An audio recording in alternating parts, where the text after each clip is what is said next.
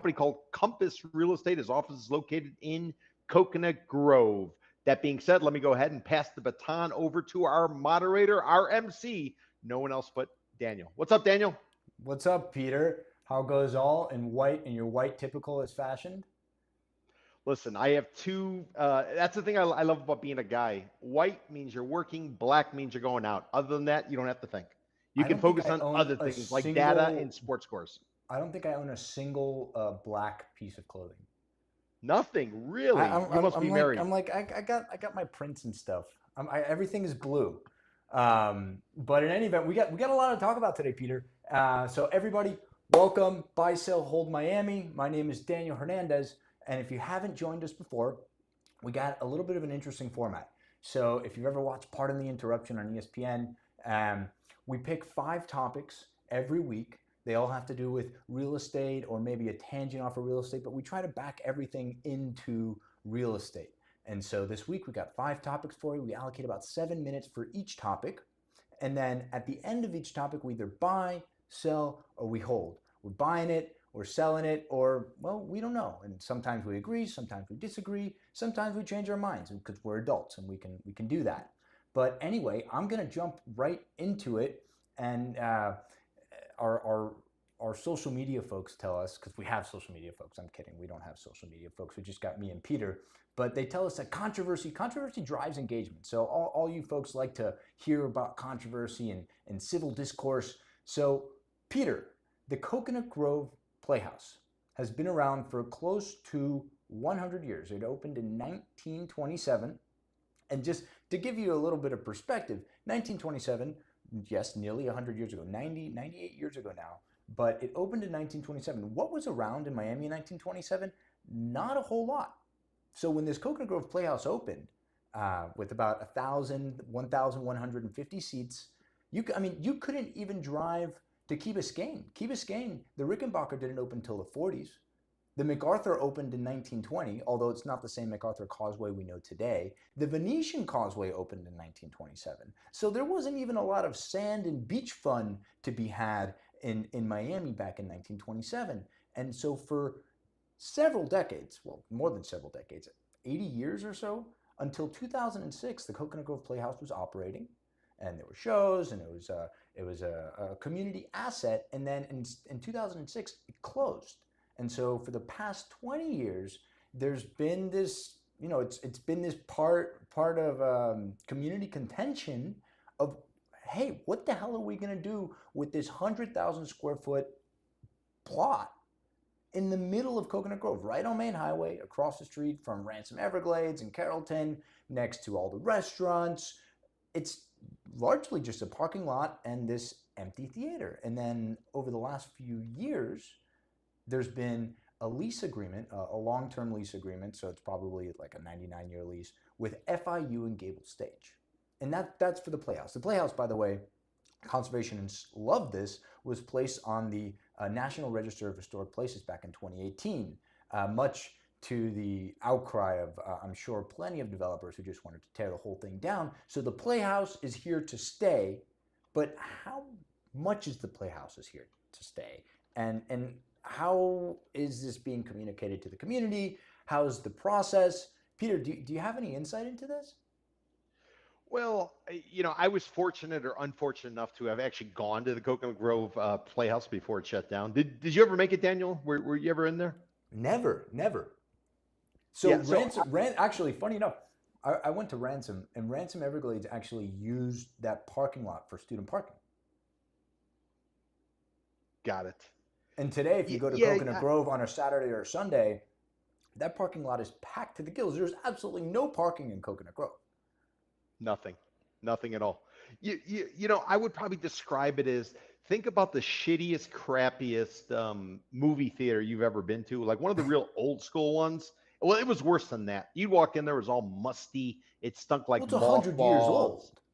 Well, yeah, 100%. But that was 20 years ago, so I can just imagine what the smell's going to be like inside there. But it was quaint. It was not the Gusman, which we've been talking about recently over in downtown Miami on Flagler Street, which Pitbull wants to buy.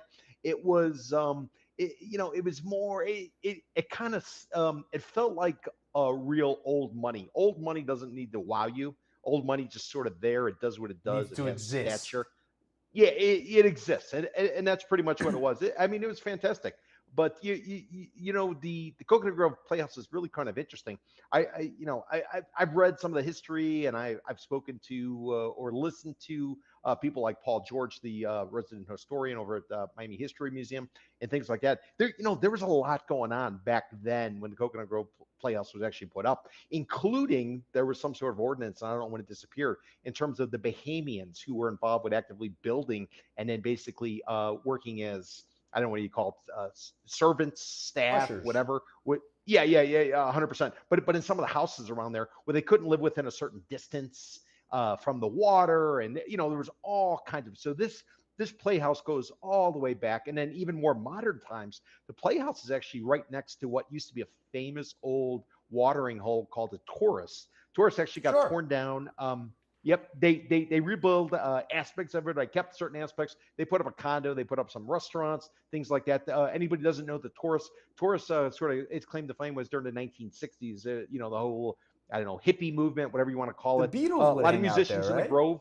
Yeah. A lot of musicians in the Grove ended up going out to California, and it was all part of that scene that took place in California. I think David Crosby was one of the local musicians or somebody living down here. He then picked up. He went out to California with Crosby, Stills, Nash and Young. It was one of them. I don't remember. I don't necessarily know the music. I recognize some of the songs, but the Grove was always this bohemian type of community, and the Taurus was actually located right next to Coconut Grove Playhouse. So you had the juxtaposition of the hippie community, and then you had like the fine arts, if you will, of the Performing Arts Center, because all of it predated the Adrian Arts Center over there in downtown Miami, where they took over the old Sears. They used the front of the Sears is kind of like the landmark aspect, and then they built this wonderful Performing Arts Center. So the Grove is a special place. What is it?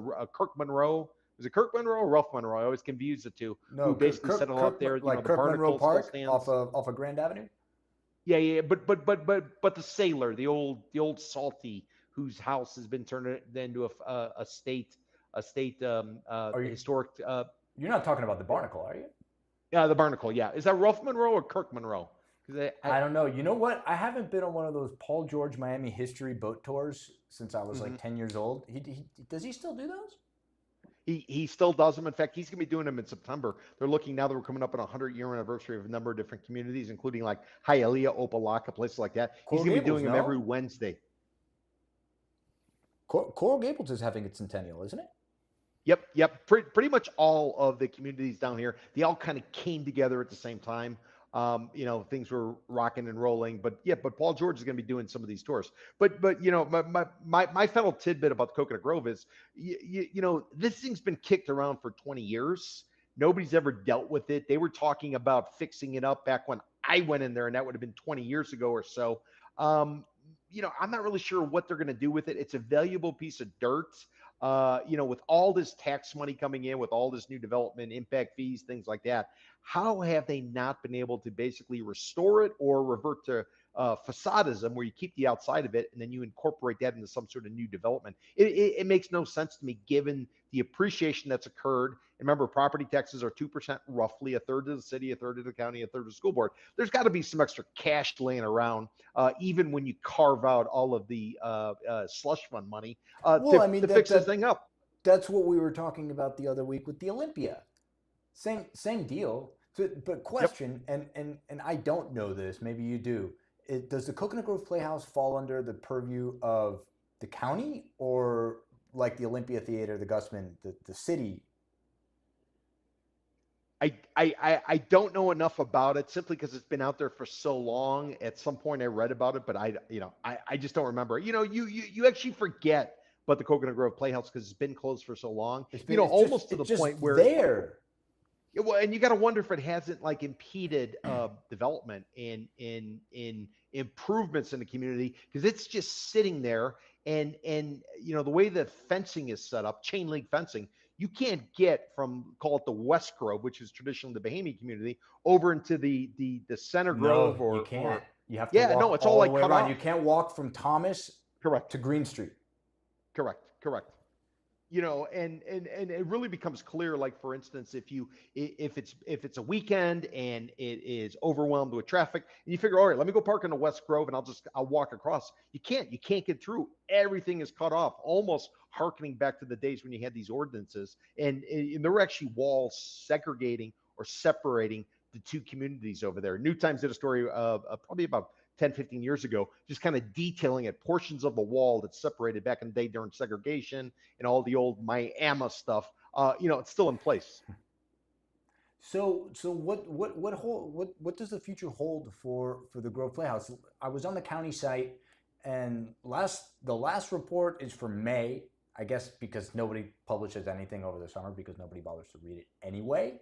But the last report was in May, and there was this disaster where they had to call in some specialists to throw up support beams. I think they put one of the workers in a hospital. But for the last several months, they've been removing asbestos piece by piece. I mean, the place, as you said, it's just a moldy disaster zone, but it's on the National Register of Historic Places, so they have to do something.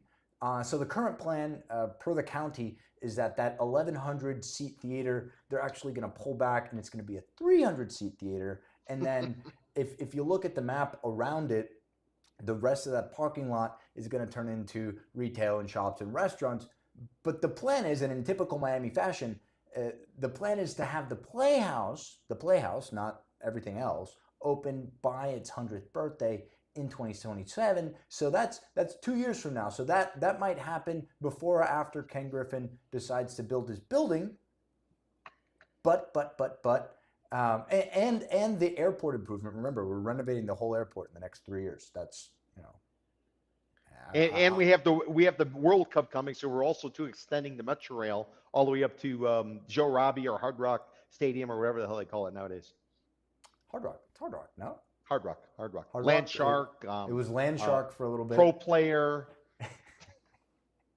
So the Coconut Grove Playhouse, despite the scene in and around it, Coconut Grove has exploded. And it hasn't just been the $50 million houses on the water. You got land trading, small lots there on Thomas and Franklin and Charles trading for $1 million for your typical 6,000, 7,000 square foot lot. Now, what are they doing?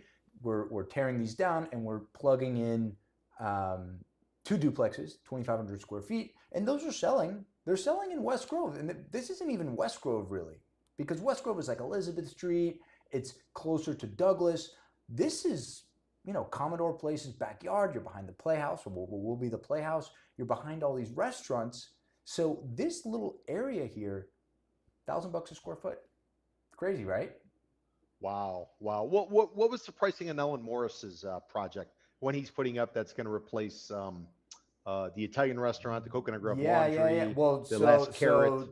Sapore di Mare is moving to Okay. Main Highway. I don't know if they have already moved or they're in the process of moving. They have the signage up already, Okay. right there next to Bodega, where they have that Books and Books and the Warby Parker, and then the Alan Morris project. The pricing, I think it's 16 units, 16 like high-end units for 1,800, $2,000 a square foot, and then 100,000 square feet of high-end office space. I think they're asking in the range of $150 a square foot.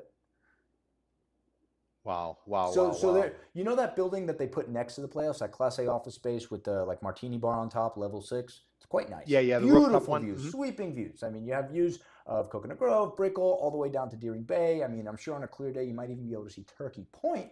But they're basically taking that boutique Class A office space model and blowing it up on the corner where the Cleaners is, right behind Kirk Memorial Park. And we talked about developer improvements last week, and that's one of Alan Morris's sort of concessions, gimmies to the city, is that he's redoing Kirk Monroe Park, which needs it. I mean, I've played tennis at that tennis center. It's all cracked concrete. I mean, come on. I mean, you wouldn't think that there's $1,000 a square foot houses being sold across the street. Interesting. I hope the city, I hope the county, I hope whoever's involved with the Coconut Grove Playhouse can actually bring it back somehow, some way. Maybe if they go forward, the city of Miami goes forward ultimately with this Pitbull deal, Pitbull the musician, who has a school and basically wanted to buy the Gusman in downtown Miami on Flagler, and then put money into it, stabilize it, and then turn it into a hybrid situation. Maybe the Playhouse should follow the same type of pattern, because if you leave it up to the government, we see 20 years later nothing's going to happen, and That would I mean be. it's I valuable mean, dirt, but they don't do is anything. is that your proposal? Throw a school in there? I think there's already way too much expensive real estate taken up with schools on the water there. I think it would be crazy. I don't But know. I don't know what you do with that place. Have you ever you've been in the lobby of the Biltmore Hotel in the Gables, right? sure. Yeah. So you know how you go up on the second floor and you got the ramp, and then you walk Yeah, right yeah, in. And yeah, they yeah, got all the yeah. bird cages around. Yeah, that's how the Coconut Grove Playhouse felt. It was kind of cool, but it was also kind of like, what are you going to do with it? So if you restore it, do you restore it back to its former glory, or do you just like blow it all out and turn it into something that's kind of modern? And that's kind of the Well, I rub. mean, That's I the don't, that's the I don't, I don't challenge. know how much they can blow out. Yeah. I would imagine that reducing the seats by 75% already has a bunch of conservationists' hair on fire. Um, but Listen, I got the answer. I got the answer for you. So the county wants to dump off the library, which is right there on Flagler Street, across from the Dade County Courthouse, the old one as well as the new one. You know what I'm talking about? It's got the Spanish design. You you I you, haven't been in you there. Okay. So if you have a chance, go to downtown Miami, and your incentive afterwards is there's a little shithole bar over there called the Old Dubliner. You can go have a drink afterwards. You can take the Metro, but there's this library. It's all in case it's like Alhambra in Spain, and ultimately they want to knock it down and they want to reposition it because nobody uses it. It's primarily just occupied for the most part by You homeless mean a and building others. full of books? Oh, burn that thing down. Yeah, exactly. But also what's there is Miami History Museum. Why don't they refurbish the Coconut Grove Playhouse, take all the museums, Miami History Museum, stuff like that, and simply relocate them over to Coconut Grove? I mean, it makes all the sense in the world. I This mean, it is makes all the effectively where sense in the the world, community. but if you ask a developer, they're going to say you're out of your mind. That they're far too valuable. Yeah, but maybe there's a trade-off with the county land where the library is in downtown Miami, across from the courthouses, old and the original Dade County Courthouse, and earmark this and turn it into like a historical park Oh, because it would like fit in like like what perfectly. we were talking about the archaeology museum Yeah, where yeah, we it can would put it all the would Indian bones.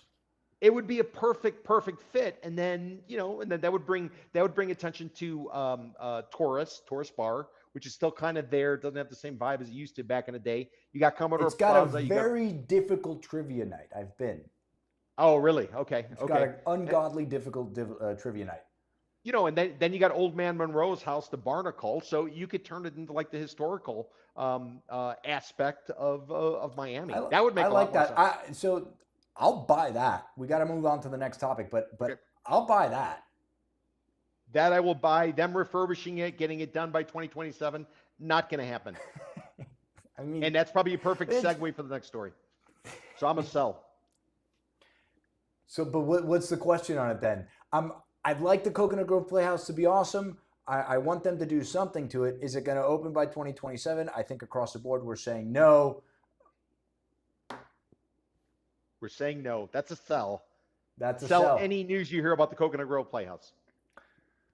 What else is happening in Miami infrastructure, Peter? We looked at a few articles this week describing the reopening of sections A and B, and I'm going to pull up a map for us in a little bit on Flagler in downtown. For those of you who live downtown, who live in 50 Biscayne or any of these buildings along Flagler, or if you ever went to the old decrepit Macy's, you would know that Flagler is, well, a disaster. It's been Yes. closed for a better part of, I don't know, what, 3 years now? I think it's yeah, I think it's 21. Yeah, so 3, 4 years now. Any business that has survived this road closure, hats off to them, because unless you're a destination, like you got Lost Boy, you got Over Under, there's some dive bars, Mama Tried's down there, but I think that's on the open part of Flagler. You have these businesses that just, they got dealt a really bad card. I remember when they pedestrianized Giralda and Coconut and Coral Gables, what was that, probably about a decade ago now? And the turnover in businesses on Giralda when they pedestrianized it, it was awful because why would you want to go to any of these businesses along this strip It's dusty. There's jackhammers all over the place. There's no parking. And then living there too. I mean, as if anybody who's lived in a high rise, sound travels up. So if there's construction on the street level, you hear this stuff all day, every day. And so the story today, in the past few weeks, the sections A and B, so they closed off Flagler in sections. So we're going to go from the Bay east westward, A, B, C, D, E. I think it was 5 sections. And Yes. now sections A and B, which are 2 full city blocks, have reopened. There was a lot of fanfare because they were doing farmers markets and little consignment markets on the weekends that, oh, maybe we pedestrianize it like a Lincoln Road sort of thing. But I think they did the traffic studies and it was just awful. I remember George Perez had an idea to close down South Miami Avenue and pedestrianize Yep. that whole thing. And Yep. just one thing, both things can't be true. You can't be adding condo buildings with 10-story podiums for parking, adding 700 cars, 1,000 cars per building, and then close streets to automobile traffic. It doesn't work. And we've seen that in the closing of Flagler. Driving downtown anytime during the day, especially now with school starting back again, between 7 a.m. and 9 a.m. and then from 2 p.m. to 5 p.m., forget it. It's just pure and utter gridlock. So now with that reopening, that sort of releases a burden of residents and people who have to work in and around Flagler. So that's the good news. The bad news is, well, Peter, you know what it's called, the Signature Bridge Project. I know we like to call it the Medusa, but the Signature Bridge Project. I call it the tarantula. The tarantula, Medusa. If you don't know where it is, you probably do in the back of your mind because you drive by it all the time. The switching traffic patterns along the 395 and 995. Sometimes I've even wound up going northbound in 95 when I mean to go south because it's switching the on and off ramps around so often. But that project is now delayed yet again. What was the date that you sent me? 2028 now? Yeah, yes, I think that's what it was. Let me look at it real quick. Originally, it was supposed to be completed in 2027. Now they're saying by 2030. By 2030. So we're going to see a Mandarin Oriental potentially before we see the completion of That's the another bridge. conversation. Wow. And then in addition to that, our fearless leader, he and his cronies gutted some federal funds that were supposed to make it to this project. That it was going to be called the Under Park or the Under deck. The Under Deck. So the High That's Line, right. the Under Deck, the Shoreline, the Shore Club. There's all these lines for. There's all these names for these municipal pedestrian and park projects. Well, that money's gone. $60 million. It was supposed to be federal funding to build the underdeck. So the Signature Bridge, which is going from effectively the health district all the way up the river, right? All the way to the 395. Up, we lost Peter. Peter, get back over here. What are you doing? Hold on. Guys, stick with me for a second. We lost Peter, and he's back. Yep. I was saying, I think the theme of all of our stories related to this infrastructure is delays. They cannot get anything done on time, on schedule, more importantly, on budget. We now are running into a situation where we have a deficit in Miami-Dade County, $400 million deficit. So if you didn't get it done before and the money wasn't earmarked and it wasn't secured, it might disappear, just like the $60 million that was earmarked from the feds that was going to basically create this underdeck, which would have brought the historically black community of Overtown over and connected it to Biscayne Boulevard corridor where the museum park is. And created a ton of green space in the meantime, by the way. It would have. Now, what is it going to be? Is it going to be like old rusty tires? Is it going to be what the underline is now in Miami, where they're going and they're cleaning up all the homeless people and the used condoms and the beer cans and the trash as you go all the way out to Kendall Drive on US 1, which is what it used to be. Now it's delightful. Now you just kind of wonder if it's almost not going to occur on where this underdeck used to be. I mean, and reading some of the articles, what was the critical art aspect of it is, I guess it was positioned by the county when they got the money under the Biden administration. It was positioned as a way to kind of give back to the Overton community, which is historically African American, and the community was pretty much disrupted when the Interstate 95 came through. Decision was made to run it right through the heart of the Black community, the African American community. So this was seen as like a gesture. And in some of the press reports I saw, that's why the money was canceled. There was a DEI, diversity, equity, and inclusion It aspect was to a it. DEI thing? You got to be It was a freaking DEI kidding me. thing because if you looked at the application, at least according to the press reports I saw, including the Miami Herald, they talked about there was a language in there, and as a result, it was nixed. So we got $60 million gone by the wayside. You're going to have this area that should have been landscaped. It should have been a park for all So these basically, let me get this straight. Basically, you're saying the county is spending $860-ish million now to county basically and just state. Yeah. Yep. basically raise the roof on an overpass. Yeah, pretty much. That's all they did was raise it because they were going to incorporate underneath. Yeah, and that's what the $60 million was going to be for. So what do we do now? Just pave over it? How about paddleball courts? Oh no, wait, another developer's doing that.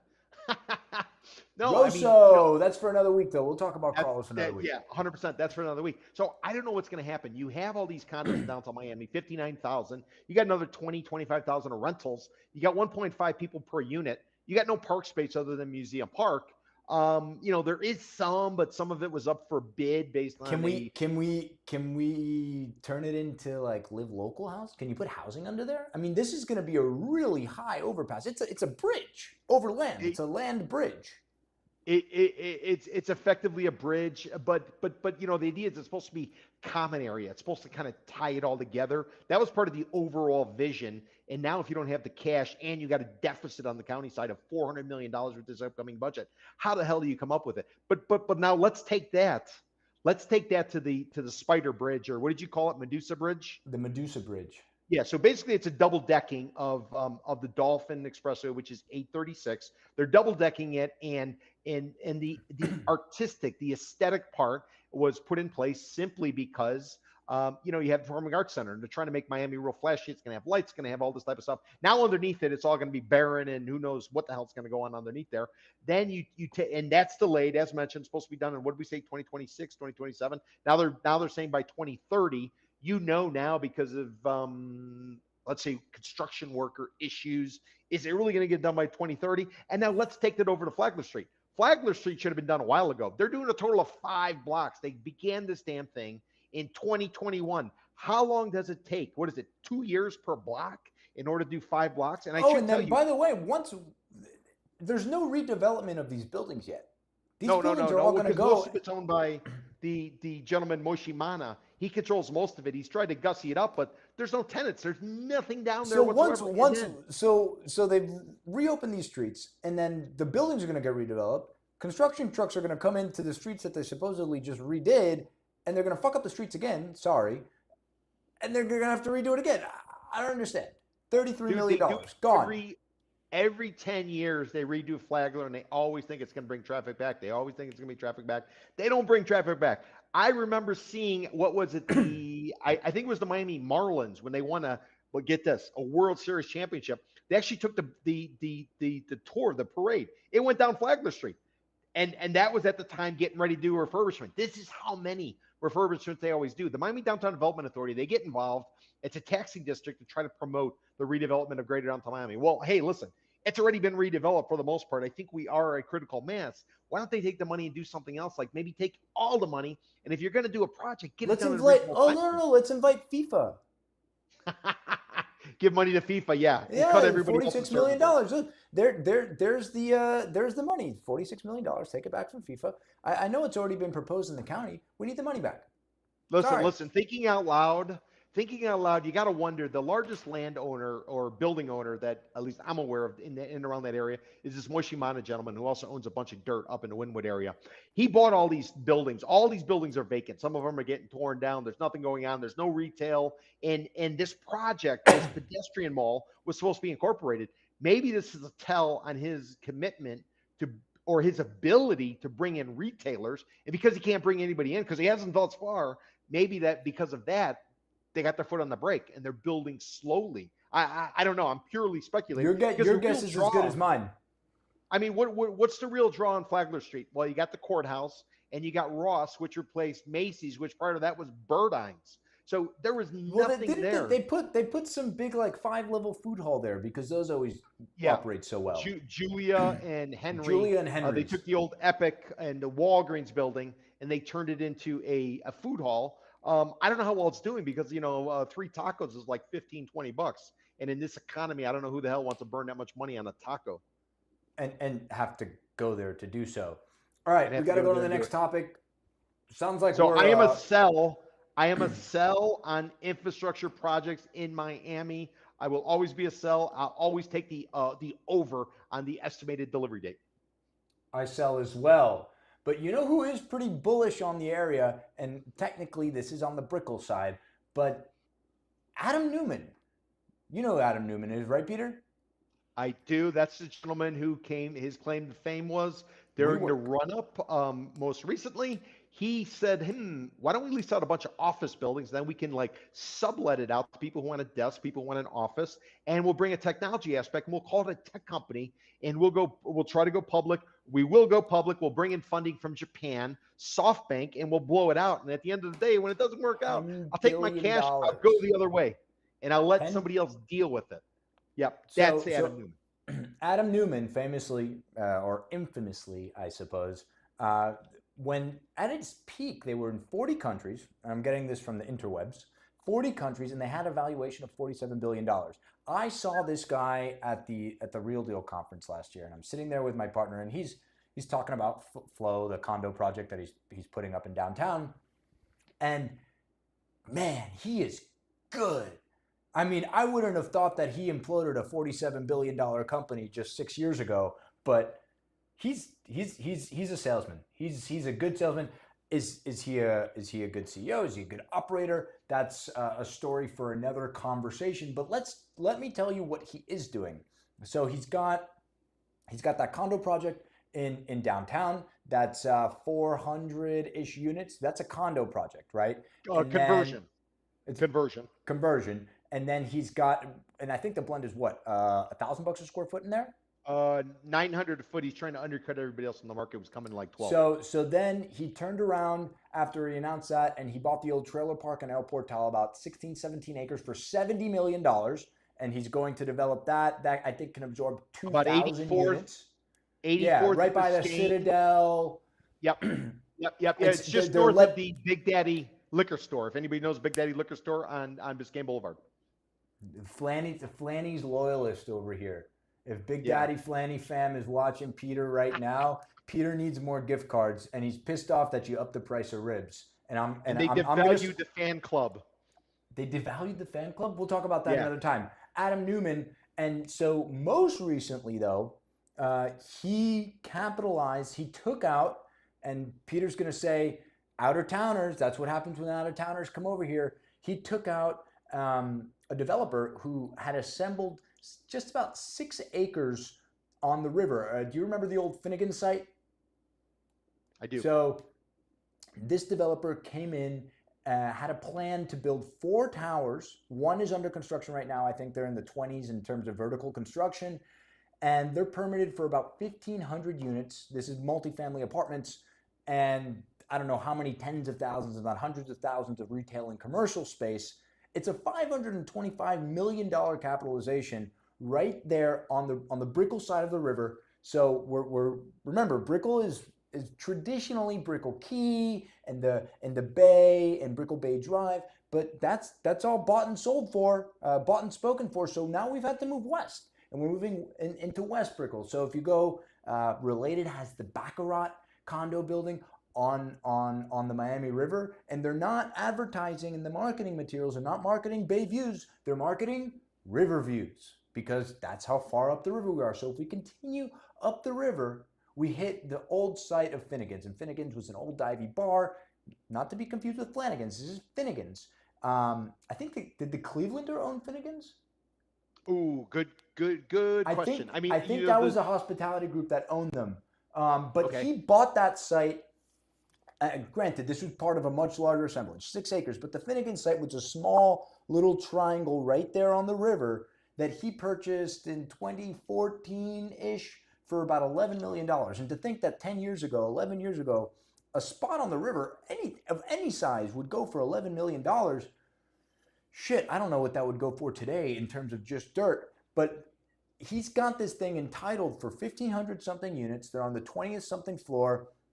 That that developer said, you know what? I'm cutting bait. I'm throwing in the towel.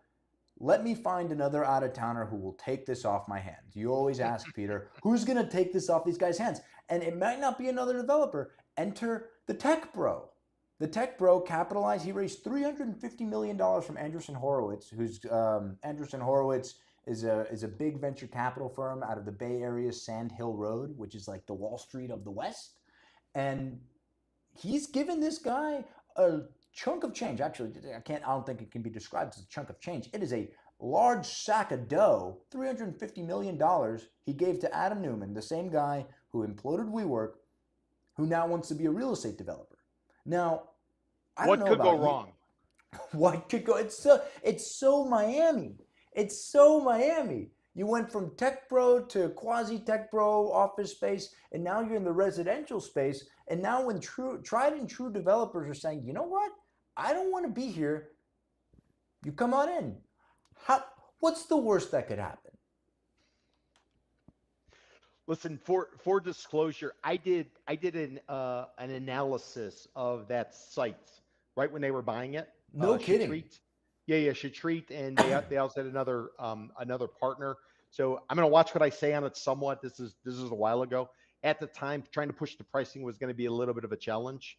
If you look at press reports, there was a falling out. And by the way, Shatreat, if you don't know them or you don't recognize them, they own, I think it was the Tides on South Beach. They're the ones who converted it into condos, as well as the site, the Versailles. They bought the Versailles up in what's now called the Faena district, and ultimately dumped it to what Oh, would that's ultimately where become the Dorian Amman. has the Amman site, right? Yeah, but that's the same. Those are the same people. So Shatreat knows what they were doing. They were mostly out of New York, and then they had a local gentleman who was around here, did a bunch of stuff, Ari. So I can't really talk too much about that, but generally speaking, it's I'll talk about what's happening, and I can talk about Adam Newman. But generally speaking, when let's call it a local, somebody who's been around for quite some time, when they start unloading and they say somebody from out of town is much smarter than I am, that is always a tell. Just like when Crescent Heights and Russell Galbert decided to sell their headquarters on Biscayne Boulevard and 22nd to somebody who knows much more than they do. This is a tell. You have to watch these tells. Shatreat is smart money. They've been building for a long time. I'd say you when you go to horse track, you bet the horse because it looks good. You bet the number because your lucky number, or you bet the jockey because they know how to get it over the finish line. So that's where I'll kind of leave that. Now, in terms of talking about Adam Newman, he hasn't built anything here before. His first condo project is a conversion. Somebody else built it. He bought it. He's slapping his name on it. He's going to market the hell out of it. Let's see if they actually put up the trailer park homes. Let's see if where the trailer park. Let's see if they actually do anything on that site. Even though we paid a ton, a great piece of dirt, and you can lever it up. You can do whatever you want. And then let's see if they actually go forward with the Shatreat site, which I think is called what is it called? The District. It's right there by the Publix, the 7th Street Publix. It's right behind the Publix. Right under I-95. And when you go under I-95, you get to Jose Marti Park. So it is kind of a nice connector. I think your primary audience is probably going to be coming from Little Havana more so than Brickell, simply because it all bottlenecks there in terms of traffic as you're going west from Brickell and west from the Bay, trying to get to I-95 or trying to get to Little Havana. It's kind of a challenging site because of the way it's hemmed in. You have the the 2nd Street Bridge, which is going to be on its eastern side. And if you ever want to see what that area used to look like, there's a movie with the woman from Sex and the City, Jessica Parker. Sarah Jessica Parker. Yeah. So she did a movie based on Miami back in the early 2000s, and it was filmed right over there where they showed you the old drawbridge before what was replaced by what it is, and you know where the FP&L building is, which is now the city administrative building. So that area has sort of been like the backwater, if you will, of the Brickell Avenue areas. The West Brickell area, it's kind of sketchy. The people who sold the public site, the friends of mine, their aunt. So it's like old school money, and it's always been challenging because it bottlenecks. It looks great on a map, but it's really kind of hard to get to unless you're kind of coming from Little Havana, going against traffic, generally speaking. But when locals sell, and Chatrit's been around here long enough to call them a local, when they sell and out of towners buy, especially newcomers, that is always a tell, and that's something I would suggest. And by the way, my last point on it is Chatrit, this first project they put up. You would have thought it was a condo, but they didn't go the condo way. They went the rental way. Why was that? Well, I think that was also a tell too about the marketplace and what they sort of saw coming out. So when everybody's slapping up condos, these guys went forward and they built a rental which could easily be converted into a condo. So that's probably what you're going to see. You're probably going to see this rental from the district be converted into a condo by Adam Newman. Hopefully he has some success, but I would probably take the other side of that trade. So just curious, before we move into the next topic, I know you have the data on the back of your hand. What is in that district? We'll call it the West Brickell River District. Yep. What are condo resales going for there right now? Price per square foot? Well, I'll just speak generally to Brickell. Call it 600 a foot. 600 a foot. So 600 a foot. and Maybe probably less. Well, in terms of real west you go. Yeah. Further west you go, and then once you go into the bridge, you get into Little Havana. Everybody obviously wants to be east of the Metro Rail tracks. A landmark would be like the Mary Brickell Village Publix. So when depending on which side of the Metro Rail and Mary Brickell Village Publix you are, that's kind of where the pricing is. Right, topping off. They sandwich the underline, Yep. which runs right under the Metro Mover.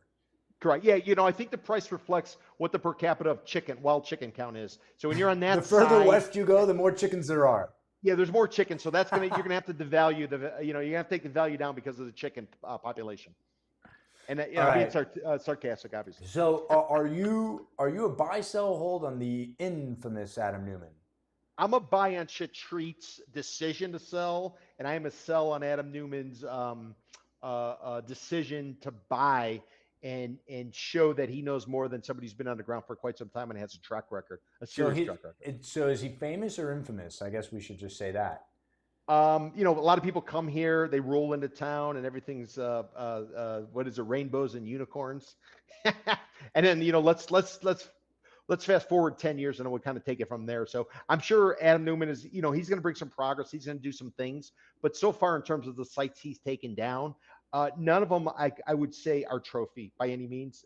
They might be B, probably closer to C quality types of properties. And typically when you get in that type of stuff, the price has got to reflect what the location is. If you are in a market like we're in right now, which is a buyer's market, when it's a seller's market and people are queuing up and they're hiring homeless people to stand in line to get a raffle ticket so they have the ability to go in and overpay on a condo, that's a different story. But in the market we're in right now, a lot of people will sort of seek value or they're willing to pay for quality, and they try to avoid what in some circumstances could be a value trap where it looks good on paper, and then once you actually start to play it out, you say, oh my God, now I see why everybody else sold. I'm selling Adam Newman. It sounds like you are too. Yes, it would be a sell on Adam Newman simply because there's no track record. I bet the jockey, and this jockey has not run a race yet before and hasn't won anything in South Florida thus far that I'm aware of. You know who has run a few races is Mr. Vlad Durnin, and we were just talking about him in the Faena district. Faena bought up all of this land up in the 30s in Collins on Miami Beach, and well, he's had to get rid of some of it. There were all these plans to build these ultra luxury towers. They're still being built, just not by Faena. And Vlad took one down, and Vladimir Dornan, right? Vladimir Dornan? Yep.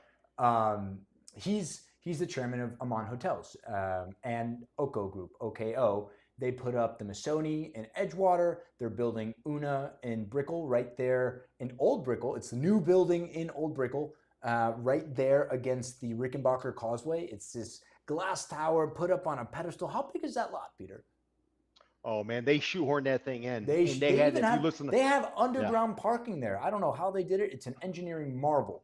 But it's a marvel at the open. All right, fine. You always have to be cynical about it. But in any event, just being realistic. Hey, listen. For disclosure, I was an expert witness in a case involving him. So it had to do with the office building that was up across from Brickell City Center. So I just want the community to know that I've never done any working for him, but I did. I was deposed in a case brought against him. So Vlad, and so 830, by the way, guys, is the crown jewel of office buildings in Brickell. It's where every white shoe law firm wants to shoehorn themselves into. I think the office rents, it's totally rented out, leased out now. I think the last lease was at about $220 a square foot. Somebody will correct me if I'm wrong there, but Wow. wild, beautiful. Yeah, they leased the whole thing out. Cushman Wakefield did it, and so now he's been building this Amman property. And the Amman property, it was originally supposed to be done in 2024. Then they pushed it to 2026. Now it's 2027. And per the reports that I see coming out, it all had to do with the foundation because they're building on the sand. And as we were talking about with Una, for some reason or another, he really doesn't like parking pedestals, so they're building underground parking. And that had proved to be quite the obstacle. Anybody who doesn't live here in Miami, if you dig a hole in Miami, I don't think you have to dig very deep, 2 feet, 3 feet. In a lot of places, you will hit water. So on the beach, on the sand, Miami Beach, if you dig a hole a foot deep, you need to have a bilge pump to be constantly pumping water so that you can fill that foundation. And if you're building underground parking, we need to have a structural engineer on the show to speak the technicalities of it. But from an 85,000 foot up high view, it's very, very difficult, hence the delays. But it doesn't matter because he sold that building out in 2021. 2021, remind you, this is COVID times. I know there was no real COVID here in Florida, as so many people like to say, but this was very much COVID times. He sold out this Amman condo building at $5,000 a square foot in 2021. So, and this is, the intro to this topic. Miami Beach is another beast entirely.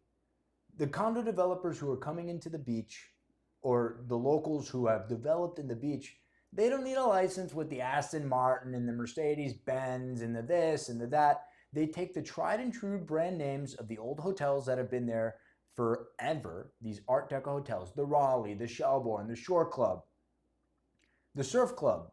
Shit, the Surf Club is where they put the Four Seasons up in Surfside. The Shore Club, actually, Peter. The Bath Club. The Bath Club. So all of these clubs, all of these old Art Deco hotels whose reputations and names truly precede them.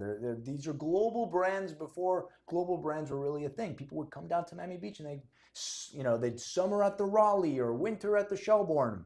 And so all of these projects that are coming up now, the Amman is, as Peter had mentioned earlier, is at the former site of the Versailles, right? I'm not getting that right. Yeah, I think what it is, I think the Versailles is the old structure standing, and then I think they're building it right next door. If you see it, it's kind of crazy.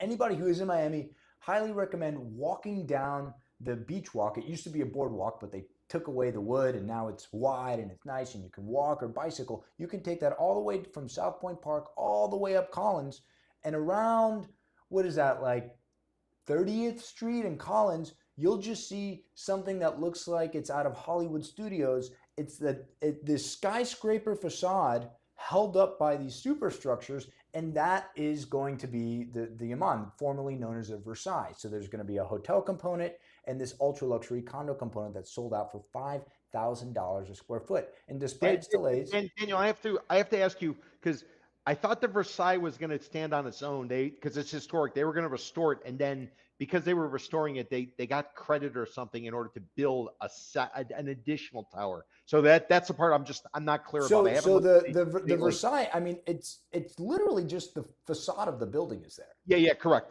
But and I don't know if they're incorporating because there is room on both sides of it. There's room going east towards the beach. I'm quite sure it's 2 towers. Yeah, for sure. Okay, I just want to make sure it's 2 towers. Yes, correct. I mean, you're not selling a condo hotel project with like the Mandarin Oriental. It has the residential tower and then it has the condo hotel tower. There's in the Mandarin Oriental on Brickell Key that they're supposedly building.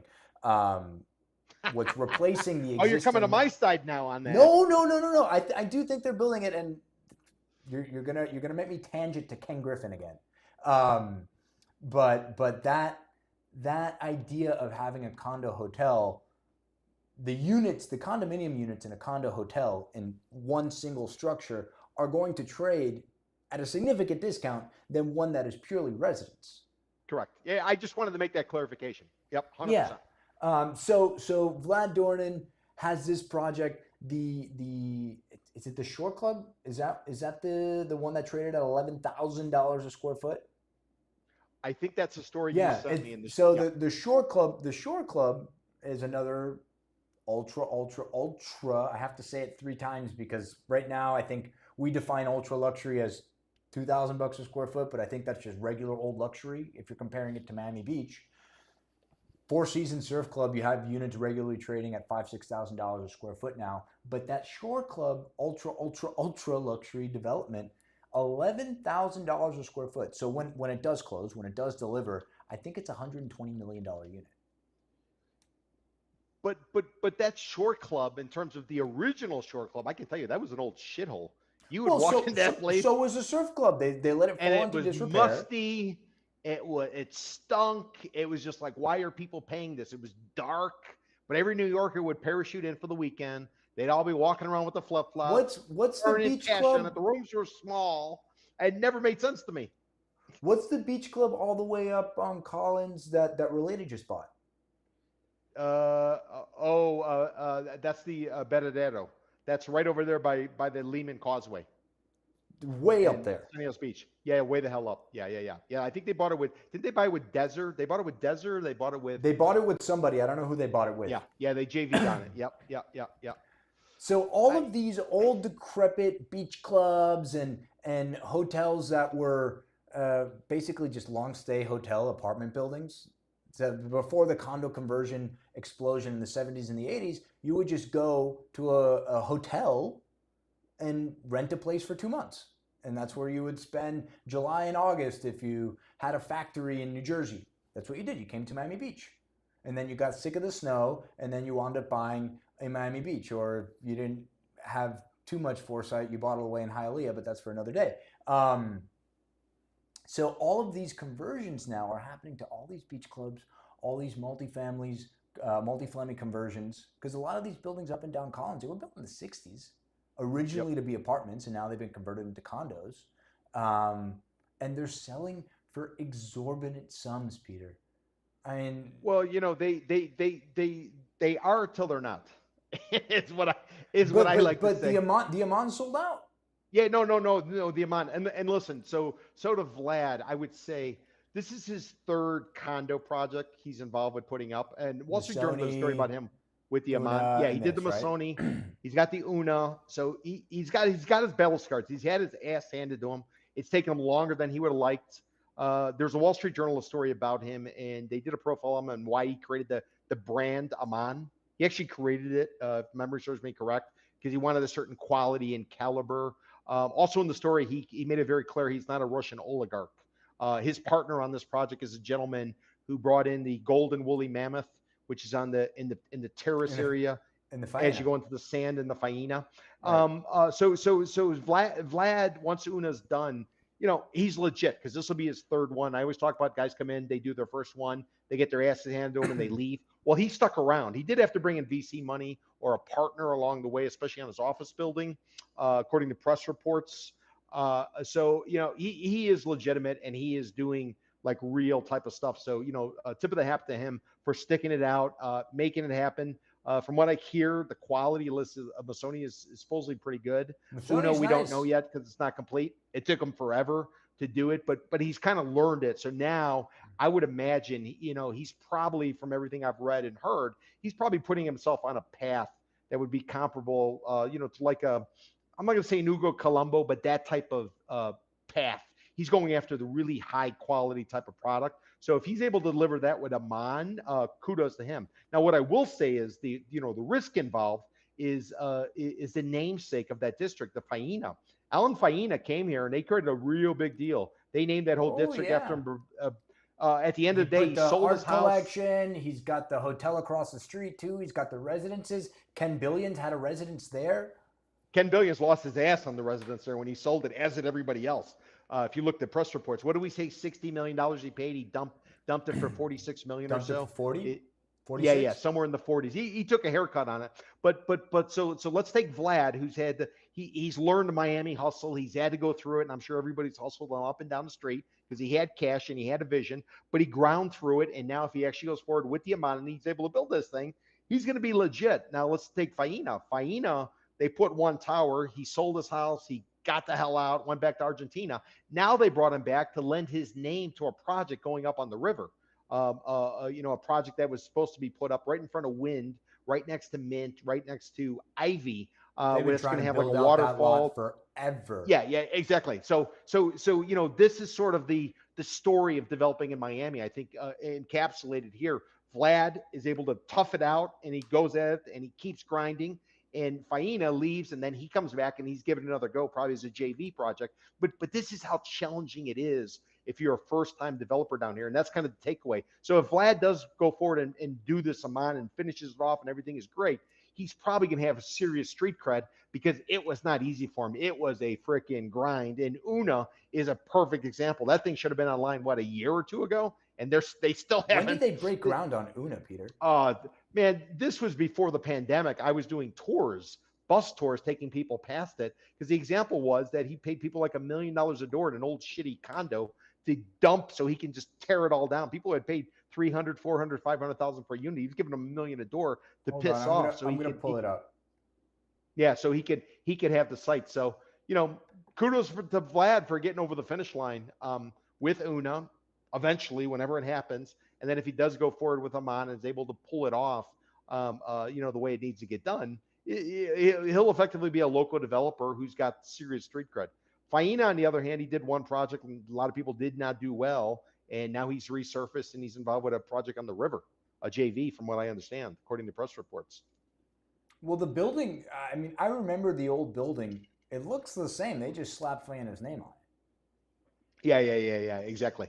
Yeah, it still has the waterfall, right, with the two towers that connect it's to two the towers. top. It's like 800 units. It's massive. Yeah, They're going to have to sell a lot of units. So we got to move on, Peter. So Miami Beach, is it another beast entirely when you compare it to, is ultra luxury Miami Beach, is it synonymous with ultra luxury on the Brickell side? Or is it another beast? Miami Beach is a second home. Miami Beach is posterity. You don't really buy Miami Beach for numbers because they're really quality of life focused versus the city of Miami mainland, It's just which is luxury. about put it up in density. So I think you're going to maintain value much better in Miami Beach because of the city rather than city of Miami, which is basically you pay the fee and come on down and put it up, and we'll back you as high as you want to go, and we don't need the planes coming in; they can divert around your tower. So completely different perspective.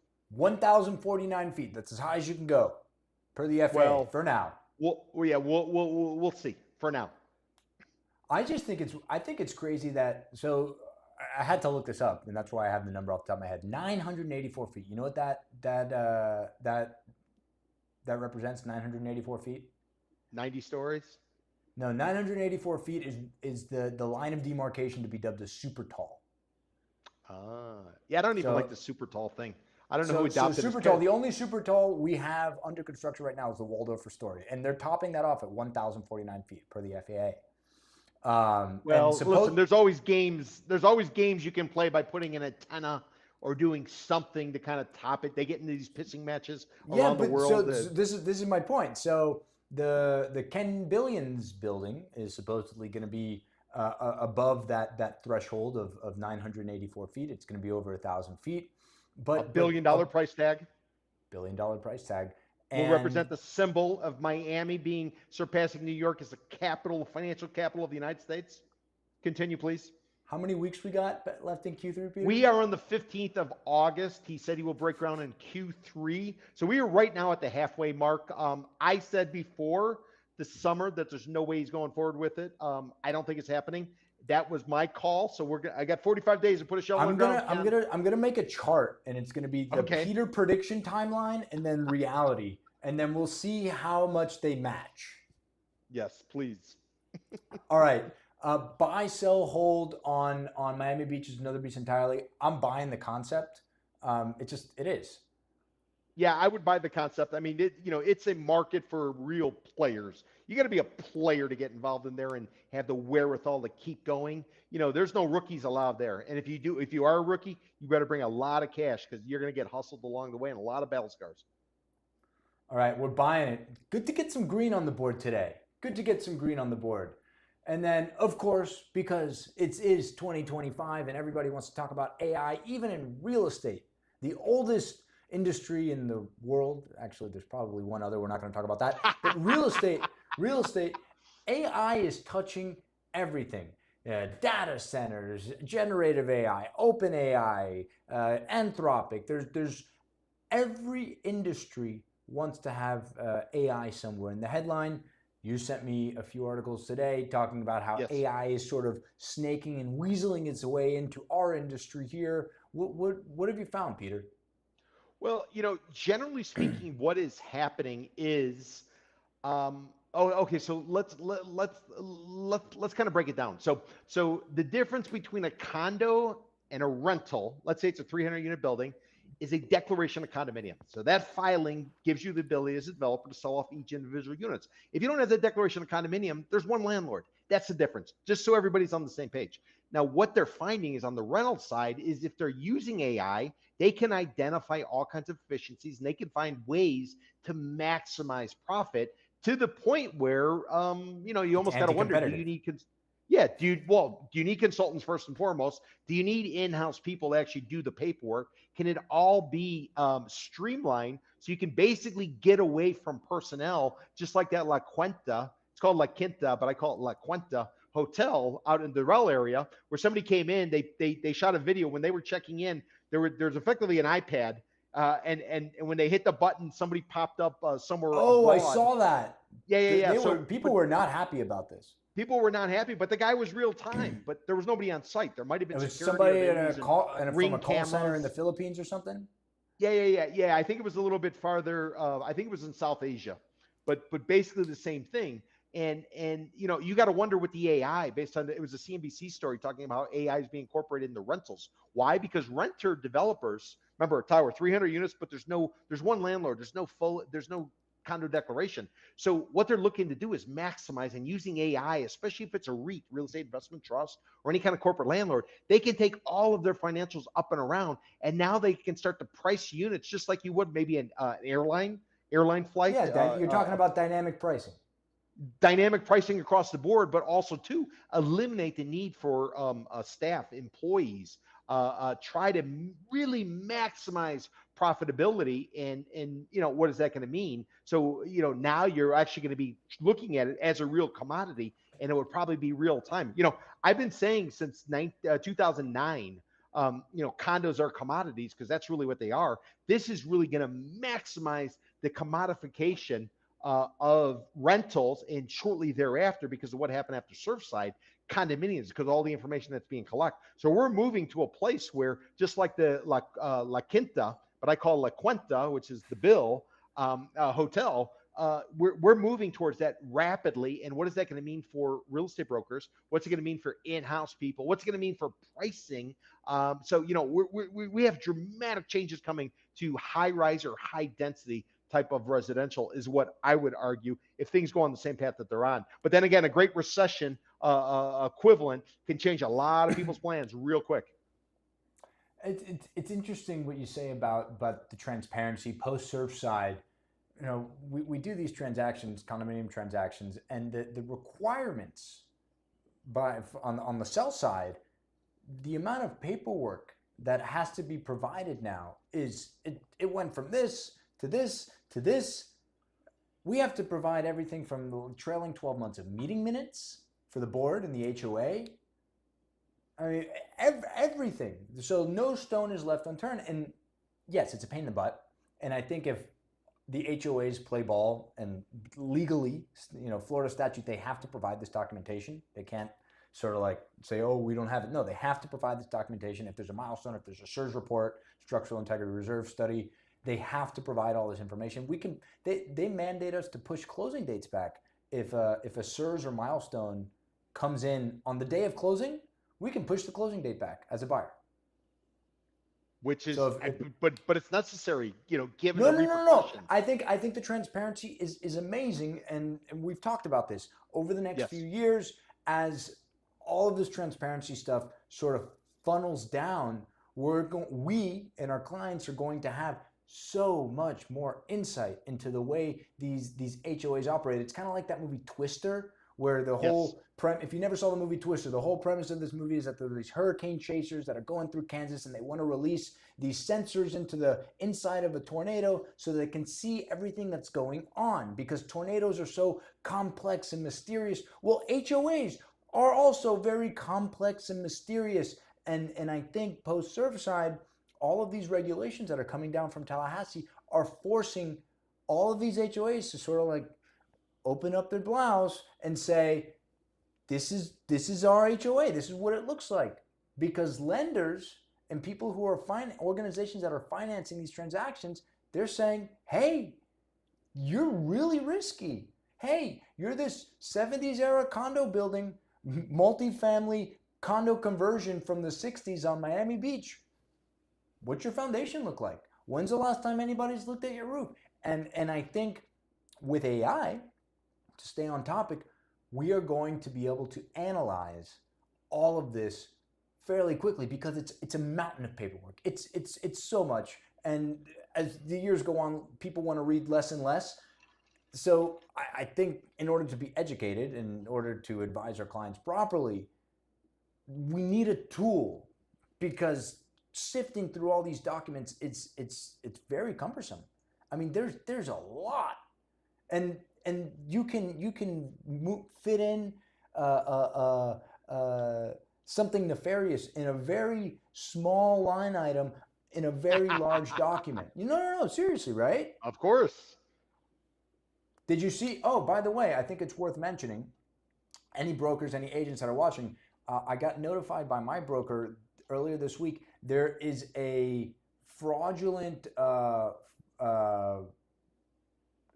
offer document going around from that appears to look like a contract to purchase, but there's a paragraph thrown in there that effectively says that the buyer can reduce the price by 25%.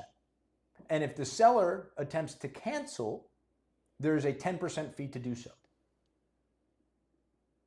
Yep. So yep, guys, yep. if you're receiving offers from colleagues that you don't know, or even from people you know, maybe they don't know that they're sending you over this contract because they're downloading it off of some naughty website. Watch out for that, because it's a contract. So read through your documents, make sure that you're not getting won over. So, Daniel, going back to the rental side, listen, when you got that information, that also too can be used for potential collusion. You can also too, if a couple different companies, if they can kind of steer everything, even though maybe it's not necessarily. You're talking about RealPage, that big lawsuit with the DOJ, right? Exactly. So there's two sides of this marketplace. One is you're going to get great information, assuming you can trust the information, because AI is not perfect by any means. No, and then the other it's side not. is, yeah. And then the other side is going to be used against you in a dramatic way, where you're going to have collusion situations. And you wonder, how the hell is pricing all the same when the quality is different and things like that? So these are some of the things going on. And you had sent me something about this lawsuit. I don't know if you want to address it or. Sure. So the RealPage lawsuit involves these allegations that this company was using rent setting software to facilitate illegal price fixing, and all these property Allegedly. Allegedly. No, of course. So allegations, and it named Greystone. It named who else did it name here? It named William C. Smith and Co. Don't know them. They're from DC. Graystar, ZRS, 50,000 rental units across multiple states, including Miami. But all of these property managers were using the software, and anybody who's worked in commercial real estate, they'll tell you that it's really difficult to comp anything from office leases to industrial leases. If if you're not on the ground and you don't know people around, because unlike residential, there's not necessarily public record. I can't just look up what was the lease in this area. If Peter wants to go underwrite a condo building, he can look at all the historical sales data. But for rentals and leases on the commercial side, unless you're in the know and you have that inside baseball, you really have no visibility. So Correct. all of these rental companies, all these property managers bought this software, and when they amassed all this data, they were allegedly able to manipulate prices illegally, allegedly. And the lawsuit states that they were able to inflate rents by between 5 and 7% in some markets, and that was well, an AI tool. See, and listen, this is where while you were talking about it, I looked it up. So, 2010, okay, October 2010, I registered the website condoratingsagency.com. Now the reason I bring that up is because of what you just said. AI can process all this, and companies have the ability to do stuff. So there is going to be a need for ratings of these condo associations, but it's going to have to come from somebody with some sort of credibility in order to bypass or overcome the hurdle and the obstacle you just pointed out, that the fact that they might get all the information, but yet it behooves them to kind of tinker with the numbers. I don't want to say cook the books allegedly, but that's the type of situation. Yeah, And this is ultimately the push pull we have. You got the information, but is the information you're getting, is it being spoon fed for somebody else's advantage? So ultimately, you do need a third party to be able to review this stuff and be able to say, call balls and strikes, which is our catch line or catchphrase from this podcast, is calling balls and strikes. And that's the part that I think is lacking thus far. And that's why this lawsuit's going to be very interesting to see what the depositions and see how it plays out, to see some of the inside shenanigans allegedly that are occurring. Oh, there's countless shenanigans, and we're from South Florida, so we're used to shenanigans. But that all day long. All day long. That brings us to the end of this topic, and sadly, Peter, the end of our show for today. But before we go, buy, sell, hold on AI and real estate. I am a buy on the AI aspect. I am a sell on the 100% across the board. Believe it. So yes, I'm a buy on this with the asterisks. You can't believe it all. I too am a buy. I like to be hopeful when I can, except when Peter just hits me in the head with his shoe. But we're going to buy it. So to recap, it's better than a shovel. Sell, buy. It's better than the shovel. It's better than the shovel from Ken Griffin putting up his $1 billion office tower within the next 45 days. You have to hammer him. I hope he does it. I do too. Or he sells to Swire, because Swire's got all the cash now. Well, chances are, we'll see if Swire puts a shovel in the ground anytime soon too. Would be crazy if Swire raised the Mandarin and sold the site. I mean, what do you think that site's worth for today, the Mandarin site? Just raw dirt. Well, if you take a look at their supposed pre-sales, and every project is 75% sold out before you even walk in the door. That's what they're going to tell you. I'd say if you pencil it all based on their the pre-sales, you got to give them some money to go away, 20% on top of it. So I don't remember what Mandarin was selling at, but add 20%, at least 25% on top of it. $1 billion? Yeah, so that's probably what you're talking. And then land cost should be 20% of the development cost or of the sellout price. They're building the Mandarin. Is it going to be done before the Signature Bridge? Ooh, good question. Well, I think the first question is Swire going to do the project on their own, given the fact that they're dumping off all their surrounding I think they're going to do it on their own. They've done stuff they did Brickell City. They did everything. They do stuff on their own. Yeah, they do stuff on their own, but it's a different climate, though. It's a different climate right now. So it's a different A, are they going to do it on their own?